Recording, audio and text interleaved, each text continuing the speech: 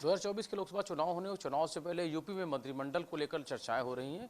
कई ऐसे चेहरे हैं जो मंत्रिमंडल का हिस्सा बन सकते हैं। हमारे साथ डॉक्टर संजय निषाद जी मौजूद हैं, जो कि कैबिनेट मंत्री भी। सर, कैसे देखते हैं? कई सारे चेहरे, ओम प्रकाश राजभर, शिवराज सिंह चौहान है, आरएलडी के लोग भी इसमें शामिल हो सकते हैं। कैसे देखते हैं, कितनी मजबूत होगी अभी ये पूरी कैबिनेट? नहीं, कम से कम जब भी होगा हमारे, मैं मुख्यमंत्री जी को धन्यवाद दूंगा, प्रधानमंत्री को, कि जो गुलदस्ता सजाते हैं उसमें ढेर सारे दलों को और ढेर सारे वर्गों को और ढेर सबकी जनता के भावनाओं को ध्यान में रखते हुए मंत्रिमंडल में भी जगह दिया और अपने विधानसभा में भी जगह दिया और लोकसभा में भी उसी तरीके से देखा होगा सीट का है।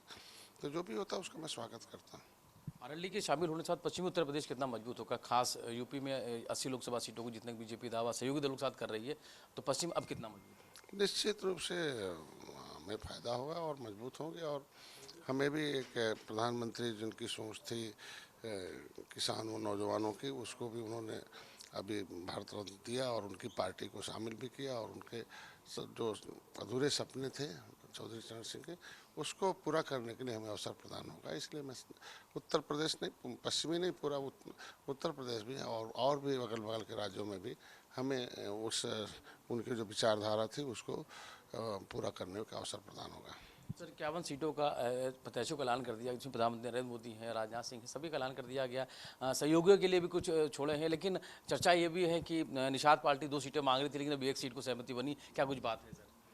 देखिए, बच्चे को तो बड़े भाई हैं भारतीय जनता पार्टी, गार्जियन हैं, कहना तो पड़ेगा ना कि हमें कहाँ चाहिए, और कहते हैं और उसको पूरा भी करते हैं। पिछली बार आपने देखा होगा कि हमने 20 सीटें मांगी थी, उसमें से उन्होंने 15 दिया। मैं हारी सीटें मांगी थी 11 दिया, हमने जीत कर दिखाया। तो मैं तो बताया ना कि जो हारी सीटें उसमें देते हैं और ऐतिहासिक जीत हम देते हैं, क्योंकि निषाद पार्टी के कार्यकर्ता पूरे प्रदेश में जब सीट पा जाते हैं तो और मनोवेग से जीत दर्ज कराने में कामयाबी प्राप्त होती है।